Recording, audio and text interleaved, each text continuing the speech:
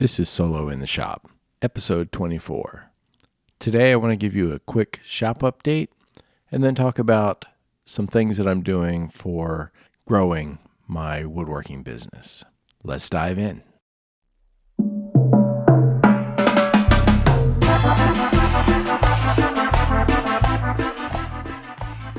Whether you are a hobbyist, weekend warrior, making commissions for friends and family, or already a full-time maker, if you are solo in your shop, this is the show for you.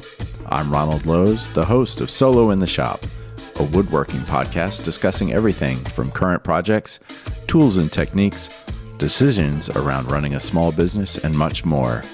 So if you frequently find yourself alone and covered in sawdust, follow my journey and we can be solo in the shop together.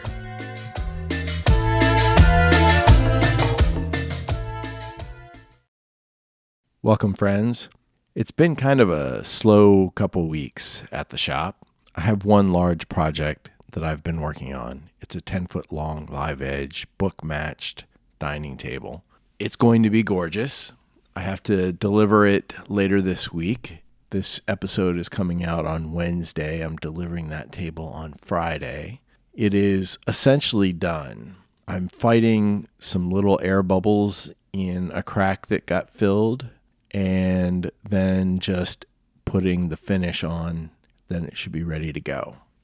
I was using the Shaper Origin to put in the C-channels and to recess the leg mounting plates, and Anne's parents showed up, and so I was able to get her dad onto the Shaper Origin. He had seen it before, but never put his hands on it and used it, and said he was trying to describe how it worked to a friend, but he got a chance to drive. So I, had everything laid out, did an initial, I had everything laid out, and I did the initial pass, and then moved the bit in, and for the next pass, where there was really nothing that could go wrong, handed it over to him so that he could try it out and get a feel for how the tool works with its guidance and what the margin of human error is. And when he was done, he really liked it and said, now he can talk to people. He feels like he can do the tool justice and explain how it works and what it does. I use the Shaper Origin a lot, and I had a request to personalize a charcuterie board for a wedding gift. So I got a chance to use the Shaper Origin for that this week as well. It is kind of a pain. It's not something I really want to publicize that I do, just because when you engrave with the Shaper Origin, every letter is multiple passes. You've got to do a pocket fill for the bigger spaces and then go back around it with the sharp, pointy engraving bit and do the edges in, just inside the line. So it takes a little bit longer than, say, a laser cutting personalization. So I don't have a laser. I use the Origin, and it works well for me. It takes longer than I would like to spend, and it's not a lot of creativity, but the customers love it, and it was very well received, and so I'm happy with the end result, and I'm happy that the client loved it. I also finished up 6 charcuterie boards for a friend who had ordered those, and then I needed to cut some juice grooves into some live edge charcuterie boards / cutting boards. And I had never done that. I'd seen it done a few times, and I had the bits for it, and I just had to set up the surround, make that happen. The first one that I did, the bit, I feel, was maybe a 1/16 of an inch deeper than it should have been. So it's a pretty substantial juice groove. And then the second one, I tightened it up, and that one came out great. The other thing that's going on with the shop is I've got a repeat customer who's coming back to me saying that they have a possible big outdoor installation that's going to be paint and metal and wood and lighting and all of this stuff. And so they've come to me to talk about the wood part of it, and it's a big project. I think what's actually happening is we're getting all our pieces together. We're talking about what we're going to design, how it's going to look, and then we are bidding on this project as a group. So I don't think there's a done deal yet, but it's a way to potentially get paid a little bit to get something out there, but also get some publicity for the project. So that is also getting finalized later this week. So hopefully in the next podcast, I can give you an update on what the plan is and how that's going. That's pretty much what's happening in the shop. I did a lot of cleanup with an eye towards recording some videos. There have been a couple different websites that I've gone to. One is Paul Mensel's Philadelphia Table Company. The other, I feel like the website is gone, but it was Zach Vaught's Iron by Iron Woodworks.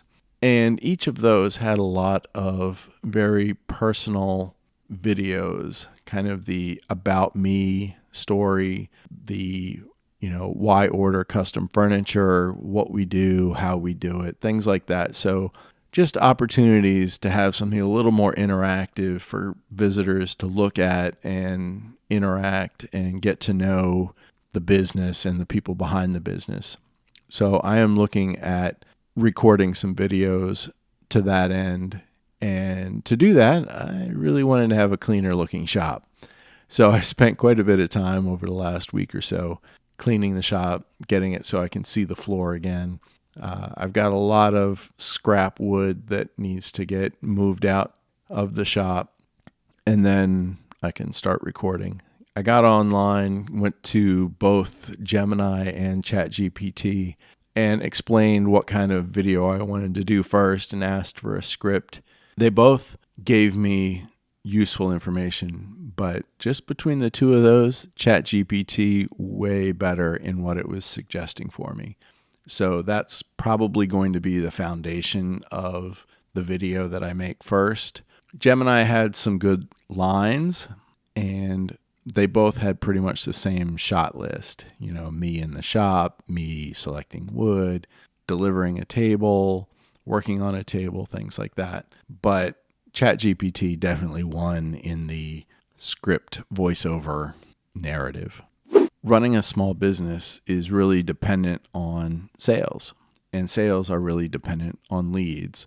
And I've been pretty reliant on paid advertising on Facebook and Instagram for getting leads. And I've run an ad for the last couple weeks, and it really hasn't performed. So that's kind of disappointing to me. But at the same time, I'm in this handcrafted success group with Paul Mensel and his. There's just a big online community, and we have calls every couple weeks, and there's constant posting and topics. And one of the things we were talking about was free things that you can do to increase your lead flow. And one of the big ones that I haven't taken advantage of in the past is just Facebook Marketplace listings. Now, the recommended approach, because everything is kind of price driven, is to have photos of your stuff, describe it, but then put a really low price and then say the final price is determined by the size that you choose. And it feels a little deceptive to me to put an artificially low price like $1 or something like that. And then the reality is it's $800 or $1,000 or $2,000 or $5,000. So I haven't put ridiculously low prices, but lower than I would normally charge. So if you wanted a table that was really, really short and small, then maybe I could do the table for the price that I'm listing. But it also says that it's custom built and, delivered to your door. So it's clear what I'm doing in the listing. And I have not closed any new business with that, but I have definitely gotten more leads. And so I'm actually building up a few more product listings and putting them into Marketplace. Those are also products I want to put into my online store. I just added a live edge coffee table. I added a square glue up table that I've done before. Those are things that I'd like to have both on Facebook Marketplace and on my own e-commerce site. That's kind of really all that's going on the business side right now. I just am really focused on attracting leads and getting them into my pipeline and working on that. I'm still working on a sales script, not really a script per se, like I don't want to sound robotic, but there's definitely talking points that when I first start talking to somebody about a project, there's different points that I want to make, and I want to make sure that I have those in front of me in a way that I don't forget to talk about them. All of these strategies, whether it's Facebook Marketplace, my own site, how to attract and grow the customer base, how to grow the business, these are all topics that we talk about in the Handcrafted Success group. So I will just put a plug in. There'll be a link in the show notes. If you are a solo woodworker and have some interest in growing your business, definitely use that link. Check it out. Tell Paul I sent you. That is all I have for you this week. It's a short one. Next week, I have a lot of stuff going on. Ann and the girls are traveling the second half of the week. I've got hopefully some more table projects that are going to close pretty soon and should be getting busy again. Until then, stay safe in the shop, and I'll talk to you soon. If you have questions, comments, or suggestions for future episodes, feel free to reach out to me at SoloInTheShop@gmail.com.